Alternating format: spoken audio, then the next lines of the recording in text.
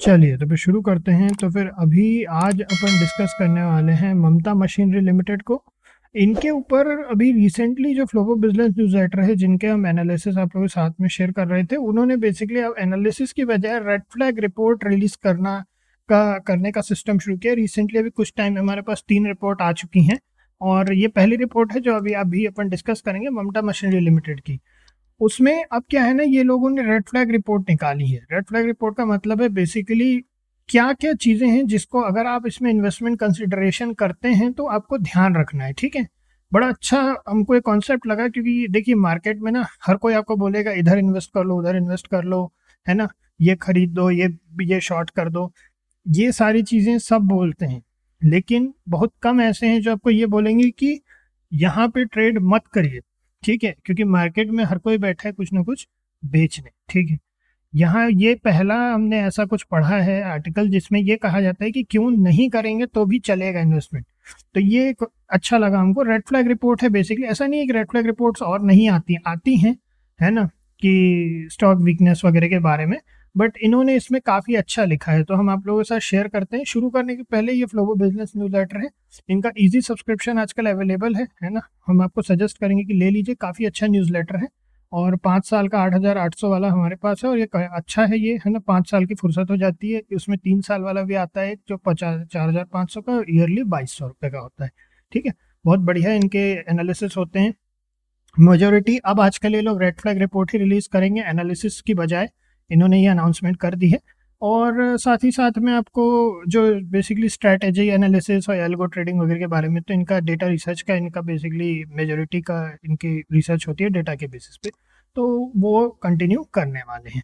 तो चलिए आज अपन पहली रेड फ्लैग रिपोर्ट आज डिस्कस करते हैं क्या है। तो इन्वेस्टमेंट डिस्क्लेमर इसमें दिया है कि बाय सेल एडवाइस नहीं रहती है इसमें, ये इन्फॉर्मेशनल पर्पसेस के लिए और किसी भी तरह की इन्वेस्टमेंट एडवाइस नहीं है। इस हर स्टॉक में क्या इनहेरेंट रिस्क होता है, तो अपना जो भी आप कंसल्टेशन करें सेबी रजिस्टर्ड फाइनेंशियल एडवाइजर से ही करें। ठीक है, आपको इसका ध्यान रखना है। ठीक है, चलिए अब आ जाते हैं कंपनी ओवरव्यू में। तो prominent manufacturer exporter machinery equipment primary converting and packaging industry, converting और पैकेजिंग इंडस्ट्री क्या है ये, इसमें ग्लोबल फुटप्रिंट भी है इनके, जो न्यूमरस कंट्रीज है ना, बाहर की कंट्रीज में, फॉरेन में भी इनका बिजनेस है। Plastic bag, pouch making machines, packaging machines और extrusion equipment serving various sectors. ठीक है, तो ये पैकेजिंग वगैरह के मार्केट में है, जिसमें FMCG, food and beverages industries हैं। ठीक है, मैन्युफैक्चरिंग फैसिलिटीज इंडिया यूएसए में है इनकी, और strong focus on quality and technological innovation. अब तुरंत इन्होंने बात कर ली इसमें कि क्यों इन्वेस्टर्स को कॉशियस रहना है। ठीक है, अभी इस बार इन्होंने इसमें ज़्यादा कुछ वो नहीं किया है, रेड फ्लैग रिपोर्ट है तो इन्होंने इसको शॉर्ट में अच्छी रिपोर्ट इसमें बनाई है, क्या क्या चीज़ों को लेके इनको कंसर्न्स है वो बताया है। ठीक है, तो क्या है, सबसे पहले despite of the history of revenue growth the company has exhibited mixed financial performance recently. There have been instances of significant fluctuations in profitability during certain period. Fluctuation है ना फाइनेंशियल परफॉर्मेंस में, जिसमें ग्रोथ एंड डेप्ट को manage किया हुआ है। Sharp decline in profitability और efficiency indicators recent quarter में जो है सिग्नल अंडरलाइनिंग ऑपरेशनल चैलेंजेस भी बता रहे हैं। ठीक, नेक्स्ट है डिपेंडेंस ऑन की इंडस्ट्रीज और मार्केट वॉलिटिलिटी। अब ये क्या, FMCG, food and beverage industry और ब्रॉडर कस्टमर इंडस्ट्रीज पे, कंज्यूमर इंडस्ट्री पे ये डिपेंडेंट है। तो ये क्या है, इकोनॉमिक डाउनटर्न और कंज्यूमर बिहेवियर और इवॉल्विंग इंडस्ट्री ट्रेंड्स के ऊपर डिपेंडेंट है इनकी ग्रोथ भी। Significant slowdown disruption in this key client industries can directly and negatively impact the demand of ममताज इंडस्ट्रीज। ठीक है, मशीनरी। तो अब ये जो बात है ना, ये चीज़ यहाँ पे क्लियर इन्होंने बताई है। कंपिटेटिव लैंडस्केप और टेक्नोलॉजिकल इवोल्यूशन की बात है। इंटेंस कंपटीशन है इसमें, ऑर्गेनाइज और अनऑर्गेनाइज प्लेयर्स दोनों हैं डोमेस्टिक या इंटरनेशनल मार्केट में, जिसमें कंपिटेटिव फैक्टर्स एंड प्राइसिंग वगैरह है। ठीक है, ये हो गया। Regulatory and legal challenges, legal scrutiny, the company has faced number of outstanding tax matters, देखिए इन्होंने ये बता दिया, and some criminal cases along with contingent liabilities with specific details and potential impact on the issues need thoroughly understood and existing such matter introduce element of risk and uncertainty, और ये चीज़ इन्होंने यहाँ पे क्लियर बताई है। फिर एक OFS के बारे में बात किया है, ऑफर फॉर सेल का स्ट्रक्चर इन पब्लिक इशू।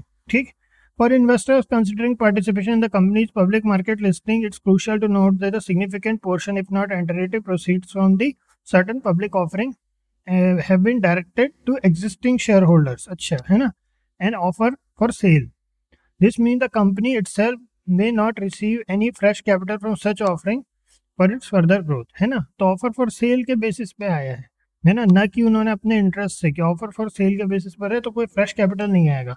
तो this structure primarily benefits the selling shareholders rather than directly bolstering the company's balance sheet or funding expansion plans, while is consideration for long-term growth oriented investors. ठीक है, तो ये एक और चीज़ है. फिर lack of specific expansion plans. Specific expansion plan मतलब क्या? While Mamta Machinery has a robust manufacturing infrastructure and public documents have indicated lack of immediate and explicit large-scale expansion plan. While the company intends to enhance brand visibility and possibly set up a captive unit for specific machine components, the absence of broader, clearly defined growth strategies or significant capital expenditure plans would suggest limited avenues for aggressive future growth. ठीक, तो ये एक expansion plan भी इन्होंने यहाँ clear नहीं किया. ये यहाँ पे इनका कंक्लूजन इन्होंने दे दिया, जिसमें कि इन्होंने inconsistencies in profitability trends, heavy reliance on cyclical performance, वही सारी चीज़ें इन्होंने कंक्लूजन में भी नोट डाउन की है. तो एक छोटी सी यहाँ पे इन्होंने एक रिपोर्ट दी है. एक अगर अपन खुद का भी एनालिसिस करें, क्योंकि ये तो इन्होंने पहले ही बोला है कि आप अपनी भी इसमें थॉरो रिसर्च करें, तो थोड़ा अपन भी कर लेते हैं रिसर्च, है ना. और देखते हैं, चलिए. इसमें 27 करोड़ का यहाँ पे 2025 में प्रॉफिट है, उसके पहले 9 करोड़ का प्रॉफिट था. क्वार्टरली बेसिस पर,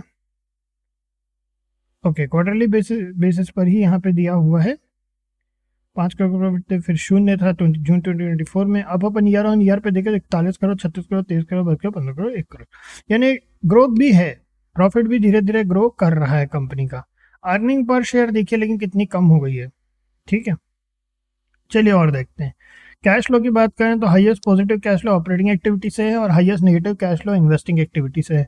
नेट पॉजिटिव कैश फ्लो है 55 करोड़ का, मगर उसके जस्ट पहले 5 करोड़ का नेगेटिव कैश फ्लो था, फिर एक पॉजिटिव कैश फ्लो, फिर नेगेटिव कैश फ्लो. फ्लक्चुएशन काफ़ी है. मार्च 2025 ठीक जा रहा है इनका, तब तक का डेटा यहाँ ठीक है ना. शेयर होल्डिंग पैटर्न की अगर अपन बात करें तो काफ़ी अर्ली एंट्री है मार्केट में इनकी. अर्ली एंट्री से हमारा मतलब है कि देखिए अच्छा, चलिए पहले इसको डिस्कस कर लेते हैं. 62.45% की होल्डिंग है. पिछला अपने पास कोई रिकॉर्ड है नहीं, तो अपन अगर इसमें देखना चाहें तो अपन यहाँ देख सकते हैं. क्वार्टरली में भी देखें तो 62.45%. फिर FIS ने अपनी होल्डिंग कम की 1.46 से 0.26, DIS 3.70 से 1.47% कर दिया है यहाँ पे कम करके, और पब्लिक होल्डिंग भी यहाँ पे थोड़ी सी बढ़ी है.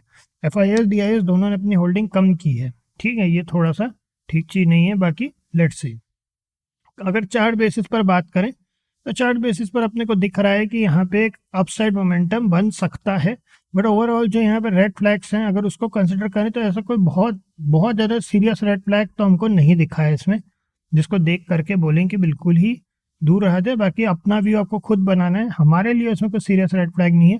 बट अगर आप जैसे इनको सब्सक्राइब करके अगर आप इनका न्यूज़लेटर लेते हैं, कई बार ये लोग बहुत सीरियस रेड फ्लैग्स भी बताते हैं. बाकी ये रिपोर्ट्स ना इवेंचुअली फ्री अवेलेबल हो जाती हैं, तो इसके लिए सब्सक्राइब मत कीजिए. इससे अच्छा स्ट्रैटेजीज वगैरह जो डिस्कस करते हैं और एल्गो वगैरह में अगर आप लोग इंटरेस्ट रखते हैं डेटा स्टडी में, तो वो ज़्यादा बेटर है इनका. या फिर ओवरऑल ये रेड फ्लैग रिपोर्ट वगैरह भी अच्छी ही हैं, काम की है, पैसा बचता है इवेंचुअली. तो इतना इसमें है कि व्यू बनाने के लिए हम तो पर्सनली इनके लिए, एक सेकंड रुकिए, हम 531 के बाद ही कोई भी व्यू बनाएंगे. For some reason horizontal line काम नहीं कर रही है, हो सकता है थोड़ा नेट का इशू है, बट कोई बात नहीं.